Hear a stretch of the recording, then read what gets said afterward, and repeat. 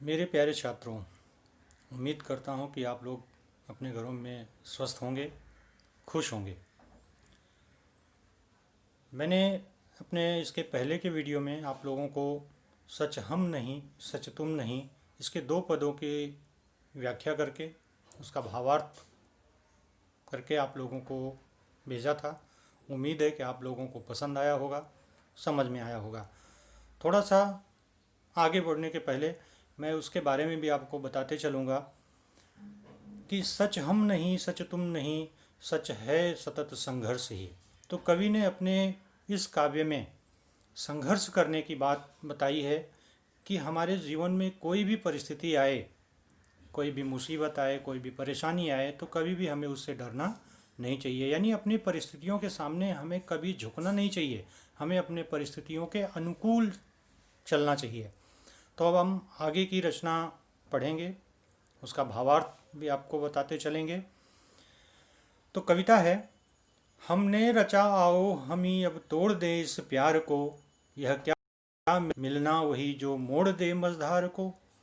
जो साथ फूलों के चले, जो ढाल पाते ही ढले, यह जिंदगी क्या जिंदगी जो सिर्फ पानी सी बहे। सच हम नहीं सच तुम नहीं, सच है सतत संघर्ष ही। तो कवि यहाँ पर बताना चाहते हैं कि हमने रचा आओ हम ही अब तोड़ दें इस प्यार को। कवि कह रहे हैं कि जिंदगी तो एक सहज सरल चलने का नाम है। हमने बहुत कुछ बनाया, हमने लोगों को अपने साथ जोड़ा, लोगों से प्यार किया, लोगों को अपने साथ रखा, और कभी कभी हमने उनसे अलगाव भी कर लिया, हमने रिश्ते तोड़ लिए, संबंध तोड़ लिए।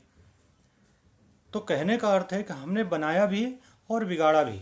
तो कवि कहना चाह रहे हैं कि इसमें क्या आश्चर्य की बात है, हमने कौन सा नया काम किया है। ये तो प्रकृति का नियम ही है कि रिश्ते बनते हैं बिगड़ते हैं। जो हमने की, इसमें हमने कुछ नया नहीं किया। लेकिन आगे की पंक्तियों में कह रहे हैं कि यह क्या मिलन मिलना वही जो मोड़ दे मझधार को।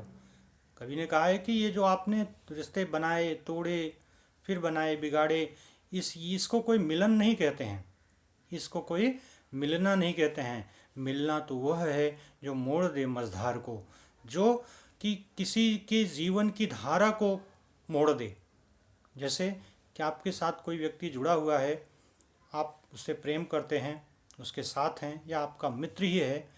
यदि वो गलत रास्ते पर चल रहा है, आप उसके रास्ते को यदि बदलने की कोशिश करते हैं या बदलने में सफल हो जाते हैं, तो निश्चित है कि यही सच्चा प्यार और यही सच्चा मिलन होता है। तो मिलन तो ऐसा होना चाहिए कि जीवन धारा को नया मोड़ मिले, उसी को सच्चा मिलन कहते हैं। ये नई कविताओं की विशेषताएं ही होती हैं कि उसमें आपको कुछ नया बताने की कोशिश कवि करते हैं कि साथ तो रहना हम सब जानते हैं, लेकिन जिसके साथ हैं उसके जीवन में यदि हम थोड़ा सा भी परिवर्तन ला दें, जिससे उसका जीवन सफलता की तरफ आगे बढ़े, तो निश्चित है कि वही सच्चा जीवन होता है, वही सच्चा प्यार होता है, वही सच्चा मिलन होता है। अब आगे देखते हैं, जो साथ फूलों के चले, जो ढाल पाते ही ढले। ये तो सच्चाई है, हकीकत है कि फूलों के साथ चलना तो सब जानते हैं। ढलान की तरफ अगर आपको रास्ता मिल जाए तो आप बड़ी तेज़ी के साथ नीचे उतरते उतरते चले जाते हैं। इसमें कोई नई बात नहीं है, ये तो सदियों से चला आ रहा है कि फूलों के साथ, अच्छाइयों के साथ, अच्छे लोगों के साथ तो सभी चलते हैं। जैसे पानी ढलान पाता है तो बहुत तेज़ी के साथ चला जाता है, तो इसमें कोई नई बात नहीं है। लेकिन यह जिंदगी क्या जिंदगी जो सिर्फ पानी सी बहे। यह जिंदगी कोई जिंदगी नहीं है कि जो पानी की तरह एक ही दिशा में बहती रहे। अब कवि जो इसमें संदेश देना चाहते हैं वो यही संदेश है कि हम अपने जीवन को पानी की तरह एक ही दिशा में बहाने की कोशिश नहीं करें। हमें लीक से हटकर, परंपरा से हटकर, व्यवस्था से हटकर कुछ नया करने की कोशिश करनी चाहिए। उसी में हमारे जीवन की सच्चाई है। ये कुछ नई सोच होनी चाहिए, कुछ नया परिवर्तन होना चाहिए हमारे द्वारा, तभी हमारा जीवन सफल हो सकता है। पुरानी बातों को भूलते हुए हम यदि लीक से हटकर एक नए का निर्माण करते हैं, एक नए जीवन की शुरुआत करते हैं, तो निश्चित है कि वही सच्चा जीवन होता है। सच हम नहीं, सच तुम नहीं। कवि कहते हैं कि ना तो हम सच हैं, ना तुम सच हो। यहाँ पर एक बहुत अच्छी बात कही है उन्होंने, मैं शब्द का इस्तेमाल ना करके हम शब्द का इस्तेमाल किया है। मैं अहंकार का परिचायक होता है, हम नम्रता का परिचायक होता है। इसलिए कवि ने हम शब्द का इस्तेमाल किया है कि सच हम नहीं, सच तुम नहीं। ना तो हम सच हैं हम सभी, ना तो तुम सच हो। यदि हम जीवन में लीक से हटकर अपनी ज़िंदगी जीते हैं, पानी की दिशा में बहना तो सभी जानते हैं, लेकिन पानी की विपरीत परिस्थिति में तैरना जो सीखता है वही सच्चा तैराक होता है, वही सच्चा व्यक्ति होता है। तो हमारे जीवन में बहुत सारी परिस्थितियाँ आती हैं, उन परिस्थितियों में यानी उन विपरीत परिस्थितियों में यदि अपने आप को हम बना के रखते हैं तो निश्चित है कि हमारा जीवन सफल होगा। यही होता है लीक से हटकर चलना। तो हमें पानी की तरह एक ही दिशा में नहीं बहना है, हमें आगे की तरफ अपने रास्ते को खुद से बनाते हुए आगे बढ़ना है। अब आगे की पंक्तियों को हम देखते हैं। अपने हृदय का सत्य अपने आप हमको खोजना, अपने नयन का नीर अपने आप हमको पोंछना। आकाश सुख देगा नहीं, धरती पसीजी है कहीं, हर एक राही को भटक कर ही दिशा मिलती रही। सच हम नहीं, सच तुम नहीं। बहुत अच्छी पंक्तियाँ यहाँ पर कवि डॉक्टर जगदीश गुप्त जी ने बताया है। उन्होंने हमें समझाने की कोशिश की है कि अपने हृदय का सत्य अपने आप हमको खोजना। इस कविता को पढ़ाने के पहले मैं आपको थोड़ा सा समझाना चाहता हूँ कि इस कविता का अर्थ क्या है, तो शायद आप आसानी से समझ जाएंगे कि जैसे हर कोई व्यक्ति आसमान में तारे को देखता है और उसे पाने की कोशिश करता है, लेकिन क्या उन तारों को आप पा सकते हो? नहीं पा सकते हो। या आप ये समझो कि आकाश के जो तारे हैं वो आपके घर में रोशनी लाएंगे, आपके घर के अंधेरे को दूर करेंगे, तो ऐसा कभी नहीं हो सकता है। यह तो वही कर सकता है जिसके घर में अंधेरा है। यानी अपने घर के अंधेरे को दूर करने की कोशिश हमें खुद को करना है, कोई दूसरा हमारे घर के अंधेरों को दूर नहीं करेगा। ना तो आसमान के तारे ही उसे दूर कर सकते हैं, तो ये कोशिश हमें खुद करनी पड़ेगी। अब शायद उम्मीद करता हूँ कि ये कविता आपको समझ में आएगी। अपने हृदय का सत्य अपने आप हमको खोजना। अपने हृदय में यानी हम सबके हृदय में जो सच्चाई है, जो हकीकत है, जो हमारी वास्तविकता है, उसे हमको खुद को ही खोजना है। हमारे जीवन में कोई परेशानी आती है, हमारे जीवन में कोई समस्याएं आती हैं, तो उन समस्याओं को हमें खुद दूर करना है, उनसे लड़ना है, कोई और दूसरा नहीं आएगा। अपने नयन का नीर अपने आप हमको पोंछना। नयन आँखें, नीर पानी। यदि हमारे आँखों में किसी कारण से पानी आते हैं, जैसे कि कोई मुसीबत आई, दुख आया, परेशानी आई, हमारे आँखों में जो आंसू आएंगे, उन आंसुओं को हमें खुद ही पोंछना है, कोई दूसरा पोंछने आने वाला नहीं है। जैसे एक पंक्ति है, कहा गया है कि आंसू आए तो खुद पोंछ लेना, लोग आएंगे तो सौदा करेंगे। बहुत अच्छी पंक्ति किसी ने लिखी है कि आंसू आए तो खुद पोंछना, लोग आएंगे तो सौदा करेंगे। तो कवि ने वही बात समझाने की कोशिश की है कि कोई भी आपकी आंखों के आंसुओं को दूर करने वाला नहीं है, कोई आपके दुखों को दूर करने वाला नहीं है। अपने लड़ाई आपको खुद लड़नी है, अपने आंखों के आंसू को खुद पोंछना है। आकाश सुख देगा नहीं। हम ये सोचें कि आकाश को देखते हुए हमारा पेट भर जाएगा। आकाश अपना काम कर रहा है, उसमें कोई संदेह नहीं है, लेकिन हम यह सोचें कि आकाश को देखकर कि आकाश हमें खुशियाँ देगा, तो ऐसा नहीं हो सकता है। धरती पसीजी है कहीं, धरती हमारी माँ है, ये सत्य है, लेकिन उसकी भी अपनी एक सीमा है।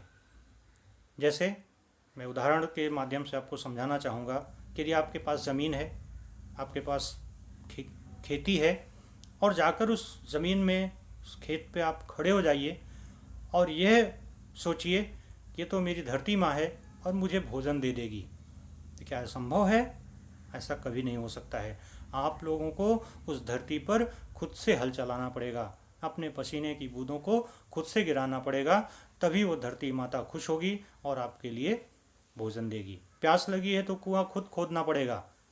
धरती माँ ज़रूर है, लेकिन वह आपके दुखों से कभी पसीज नहीं सकती है। वह कभी पसीजना यानी दया दिखाना, वो तभी दया दिखाएगी जब आप परिश्रम करोगे। तो आकाश सुख देगा नहीं, धरती पसीजी है कहीं, हर एक राही को भटक कर ही दिशा मिलती रही। हर एक राही जो रास्ते में भटकते हुए चलता है उसी को दिशा मिलती है। बहुत साधारण सी पंक्ति है कि हर एक राही को भटक कर ही दिशा मिलती रही। जो व्यक्ति रास्ते पर चलता है, भटकता है, उसी को बहुत कुछ देखने को मिलता है। यदि आप अपने घर पर ही बैठे रहिए और ये सोचते रहिए कि हम बाज़ार से जाकर ये सामान पा सकते हैं, तो आपको नहीं मिल सकता है। आप जब रास्ते पर निकलेंगे, इधर उधर भटकेंगे, तभी आपको सही दिशा मिल सकती है। भटकने का अर्थ यह नहीं कि आप फालतू इधर उधर भटकते रहिए। भटकने का अर्थ होता है कि अपने लक्ष्य की प्राप्ति के लिए कोशिश करना।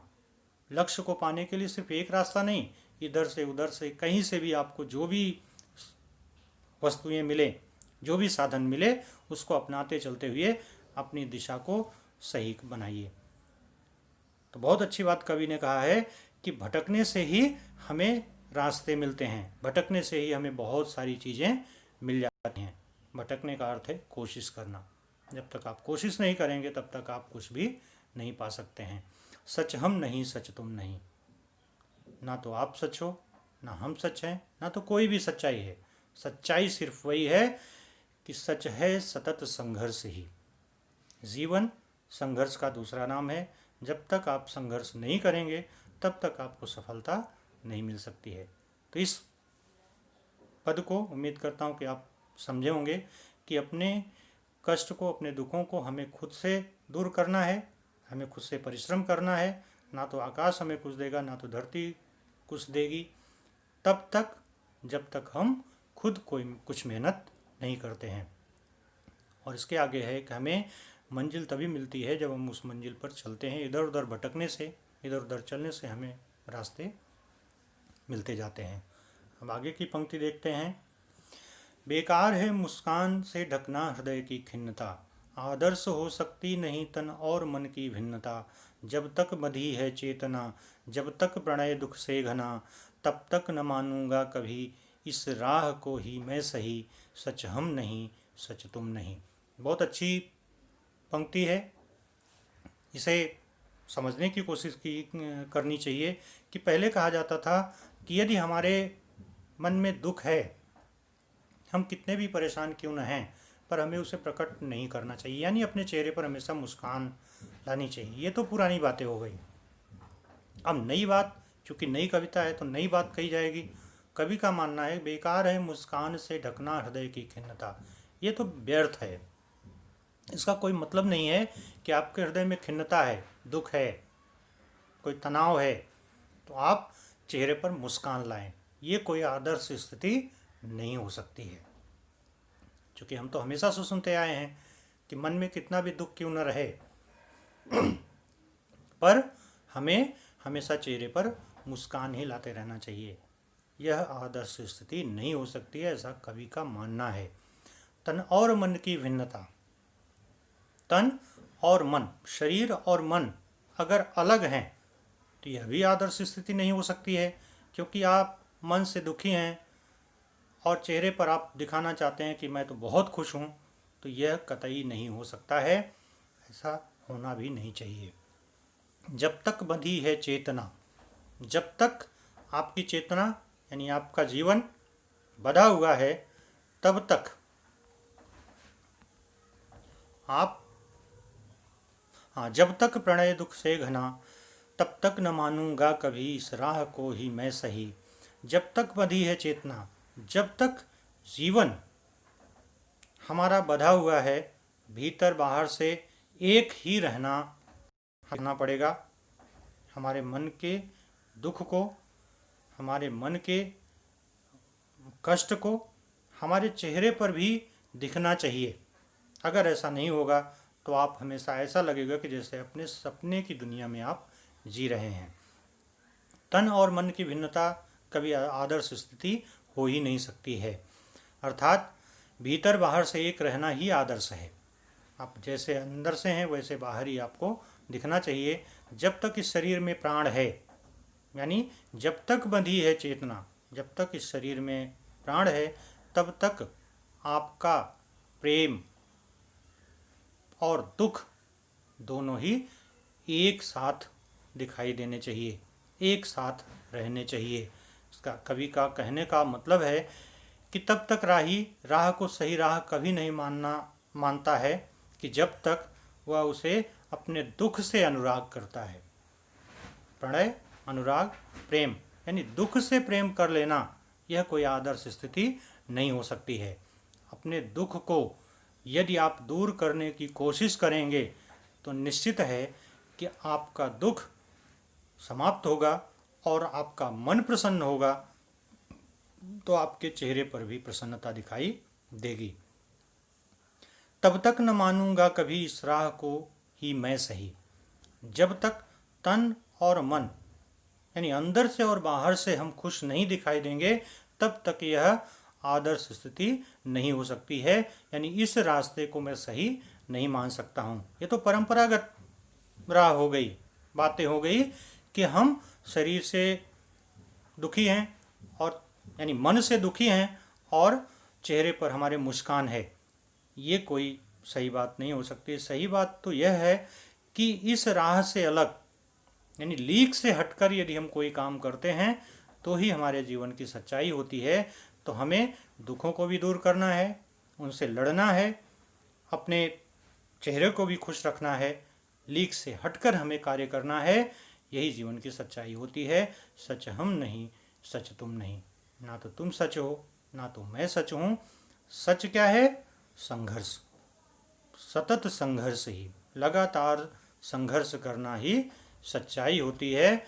और इस तरह से कवि हमें यह संदेश देते हैं कि हमें अपनी लड़ाई खुद करनी है।